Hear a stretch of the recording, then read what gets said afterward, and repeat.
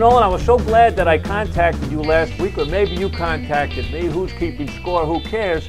But we're back in the game now with the Mike and Nolan show, and I wanted to contact you today very quickly for your words of wisdom about anything, but I want you to hurry up because it's almost lunchtime here in upstate New York, and I'm getting hungry. I'm hungry for your words of wisdom, Mike. Ooh, you must be really hungry then. I'm starving. But you know, actually, it's funny you mentioned the food thing because I was thinking about something that I think everybody can relate to, and it has something to do with food. Do you like Chinese food? I love Chinese food. Yeah, me too. And isn't it amazing when you go to a Chinese restaurant, it's like 5 minutes after you order that stir fry, it's sizzling and on your table. And so it seems like Chinese food is ready in a flash, right? You know, I've wondered about that because every time I order a pizza, everywhere, 20 minutes. Whatever you order, absolutely. 20 minutes. But in a Chinese restaurant, 5 minutes. 5 minutes. And you know why? Why is that? And this is the subject I'd like to talk about today. Because at about 5 o'clock in the morning, the guy who cooks that food has shown up at the restaurant and started chopping vegetables, cutting the carrots, cutting the peppers, slicing the beef. It is ready to go so that when you finally show up to have your lunch, he throws it all in the wok and it's ready in 5 minutes. But in reality, he probably spent about 2 hours making what it is you had. And that just reminds me of how important it is to prepare when you got a customer coming in to meet with you. You know, my crazy brain works in a funny fashion, as you know. It sure does. That did not call for a comment, Nolan. I'm just kind of, I'm waxing eloquent here. And I was reminded of a real estate situation when you talked about preparation. We were out hunting for a condo for my son, and the real estate agent opens the door of this condo. No one lived in it.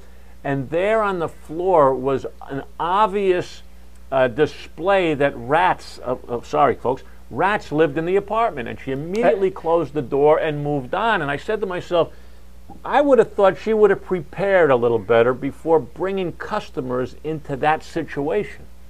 Now wait just a minute, Mike. Everybody who's listened to this show knows you grew up in New Jersey. You'd be surprised if you didn't see a rat when the door opened, from what I've heard. Well, to be honest with you, at first I thought it was a kitty cat. You gave them names back then, didn't you?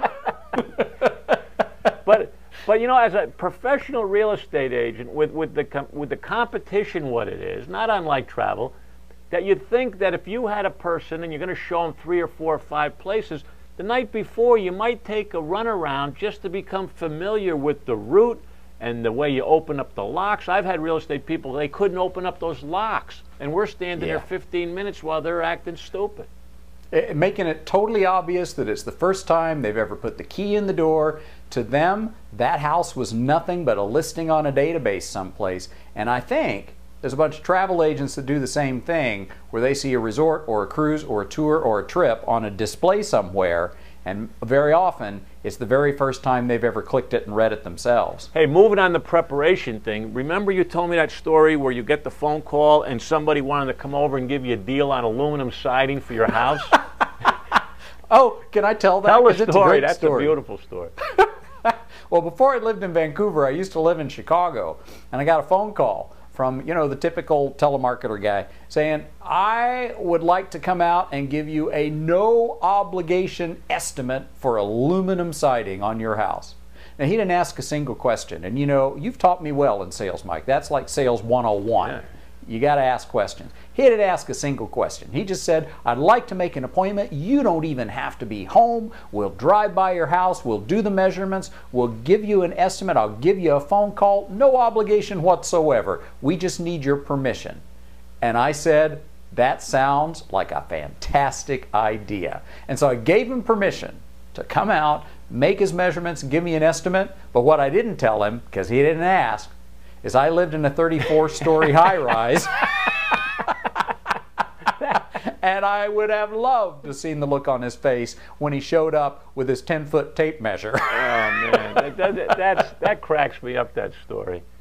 It's preparation. You know, and with the internet today, you can't, not that you can find everything out, but you can find out an awful lot with just a little bit of research and just scrolling around. Yeah, you know, it's funny, in the old days when I was a travel agent years ago, we used to joke that we could read upside down and backwards faster than they could read right side up and forwards with a brochure. Yeah. And it's kind of become that way with reading off the screen. You know, people are popping on these websites and showing them to their customers. Preparation shows that you care, just like the guy in the Chinese restaurant. You know, and a little caveat on that. When you do the research, folks, I want you to document it. Put it down on a piece of paper, because when you hand somebody something showing that you did your research, it's a clear indication that you care. You will stand out from all that impersonal nonsense. And you know, speaking of preparation, I don't know if you can hear the siren in the background, but I probably should have prepared by asking nobody to commit any crimes or run a red light in front of my place during the shooting of the Mike and Nolan show. Well, the good news is you have such an ineffective microphone, Nolan, we can't hear it. You can't even hear it? No. Oh, you know, there's another thing. I was always told that if you shoot video, you should never wear a striped shirt. So goodness knows what this shirt is looking like on the video right now. Well, I'm telling you, it's looking pretty bright from here. Now, that's just the light shining off my head. My brilliant thoughts radiating out at you, Mike. Hey, listen, on that note, I'm going to go have myself some lunch. Have some Chinese food. I hear they prepare it early in the day, so it's ready for you in 5 minutes. You know, but the one thing about Chinese food, after you eat it, you're always hungry in 20 minutes. Well, I'm always hungry no matter what I had 20 minutes later. I'll see you later. All right, take care. Bye.